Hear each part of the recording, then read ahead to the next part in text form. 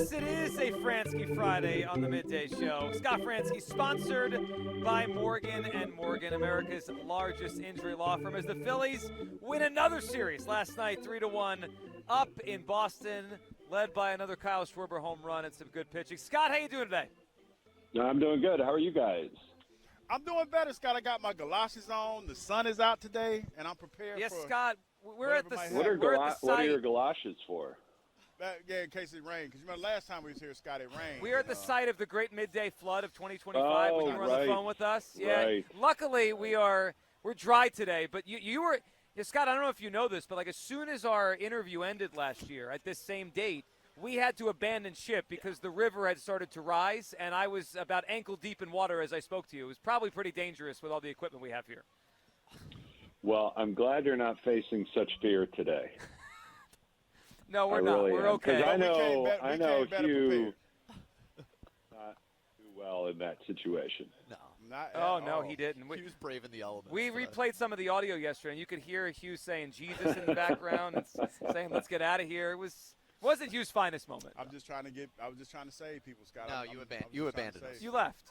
I was trying to save people. All right, Scott. Well, we're okay today. And so are the Phillies, who continue to play good baseball and winning. And, Scott, the pitching has been excellent. And this series, it wasn't much offense. But, boy, that pitching, Scott, continues to carry them right now.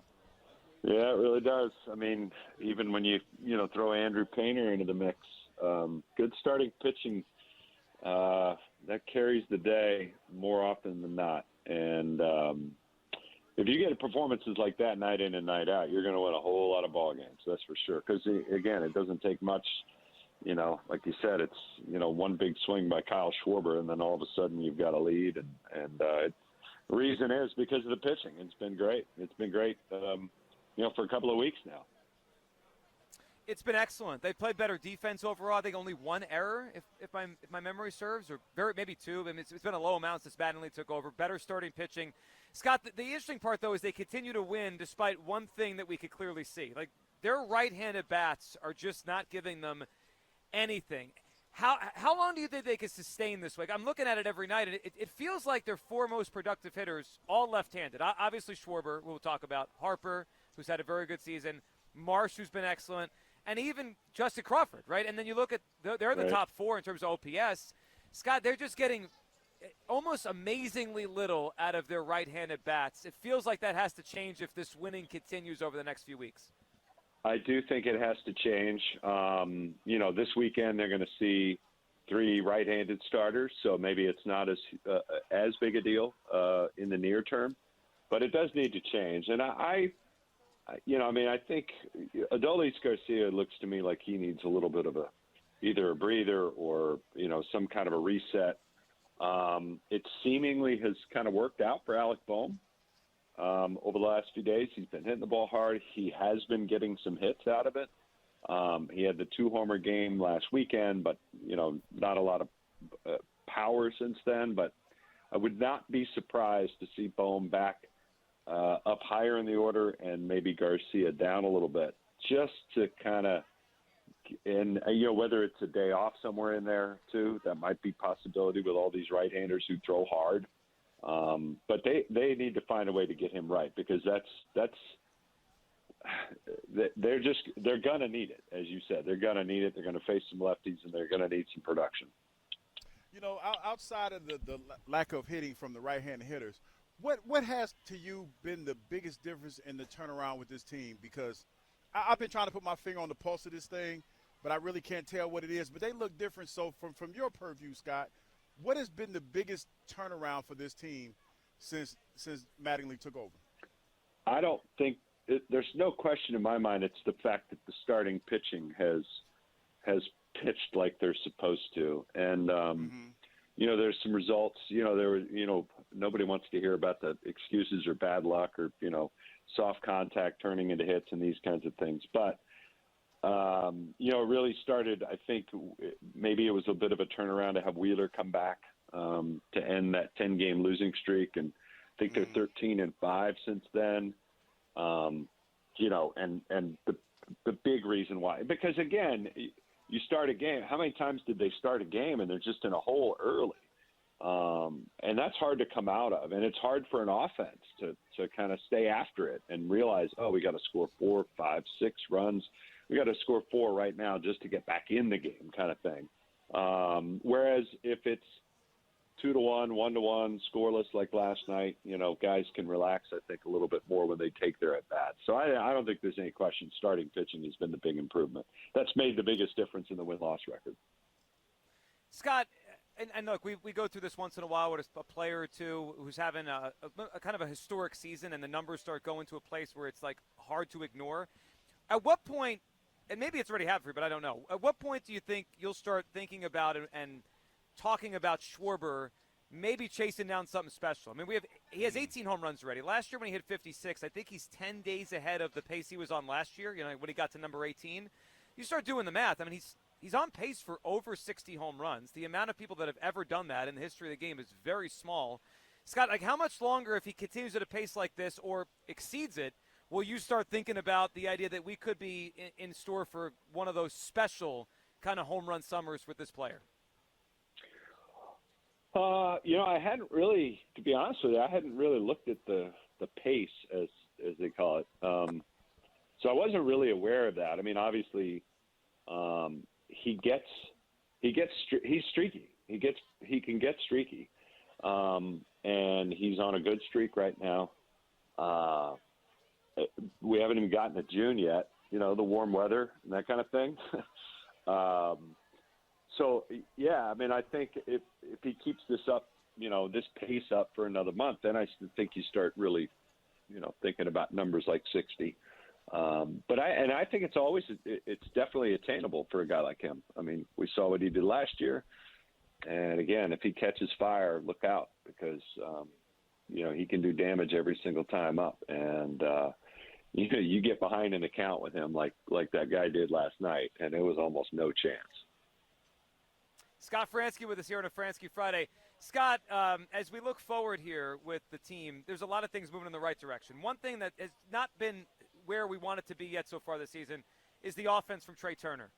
What are you noticing with the way he's hitting, his at-bats? Because last year was his best year as a Philly, right? Won the batting title, hit 305, and it was consistent. It was, maybe there was a slump, maybe at one point, but for the most part, pretty consistent year.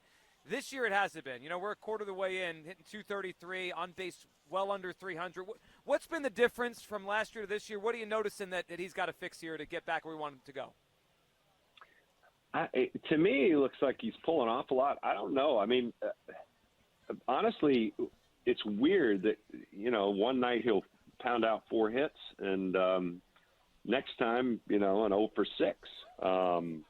Like he did last homestand. I mean, it's just weird stuff. And I just don't think he's looked comfortable at the plate at any point. He, too, though, is a guy who can get really streaky. And if he figures it out, I know he's been trying to stay on the ball and use the whole field. Go to right field, go to right center. He's got plenty of power that way. And I think when you start seeing him drive balls to the gap in right center, then he's kind of getting locked in. But yeah, they definitely need, again, that's right in there with those right-handed bats, right? And all those home runs that Schwarber is hitting and has hit, and you figure he will continue to hit, how much bigger is it with a guy on base, right? And Turner's a big part of that. So they got to get him turned around because I think it's I think it's pretty paramount that I think it's pretty obvious those top 3 guys, they generate the bulk of the offense. And so he's a part of that, and he's the only right-handed hitter of that trio. So they got to have him do some stuff, and he hasn't yet. Scott, I don't know if we ever asked you this. I mean, I'm looking forward to this weekend. It should be a good series against the Pirates, and to me, they look pretty legit. I think they're going to be in this thing this year with this pitching. So could be by the end of the season one of those series we look back on and say those games really matter between those teams for maybe a wild card spot. But Sunday's game is the one that I have circled. I mean, it's Zach Wheeler, who's come back very well, in his first few starts here, first handful of starts, against Paul Skeens. I don't think we've ever asked you this, Scott. As a broadcaster, if you could pick one, a great slugfest, back and forth, home runs, extra base hits everywhere, exciting game, or what we could get Sunday, which is a pitching duel between 2 of the best in all of the game, which one do you prefer, and your thoughts on that game Sunday with Wheeler and Skeens? That's a good question. I mean, I think every game is its own little treasure in a way. I think when you have guys like Wheeler and Skeens going head-to-head, and you expect them to be dominant, you expect them to rack up strikeouts, and they do that, I think that's a fun game for me to call. But at the same time, everybody loves the long ball. So a good slugfest back and forth, that kind of thing, is also a fun, great game to call. But I think when you have two sort of generational talents like Wheeler and Skeens going head-to-head and showing how they pitch and how they use their entire arsenal, there's a lot of fun to be had watching that as well. Speaking of the long ball, Justin Crawford hit one out the park yesterday. How many can we anticipate him hitting for this season? Yeah, we got two now. Yeah, how many can we anticipate from him hitting this season? Probably not Scott? 60. No, probably. That's a little lofty. Why not? Not on that one. I really don't have any idea. He's got pretty good pop. I mean, he's getting after. He doesn't shorten up a whole lot with his swing with two strikes necessarily. I don't know, 5 to 10. I think would be be something. I mean, that's a decent for your first. I mean, that's not what you're looking. I mean, you're not looking for that from him. So, as long as he's getting on base and doing his thing and continuing to get better defensively, I'd like to see him, on base and run a little bit more. Steal bags. I'd like to see that. Get him a chance to do that. Learn pitchers, learn moves, learn pickoff moves and stuff like that. Mm-hmm. But if you get 5, 7, or 8, I think that'd be gravy. I like 8. I like 8. 8's a good number for you? You like 8? All right. Yeah, I like 8. Next time you see him, Scott, tonight in Pittsburgh, tell him that Hugh Douglas says 8. I'm sure he'll appreciate it. 8 is great. Hugh says 8 is great. There it is. Scott, thank you, of course, for hopping on as always. Have a great weekend out in Pittsburgh, and we'll be listening. All right, sounds good, guys. Stay dry. We'll try.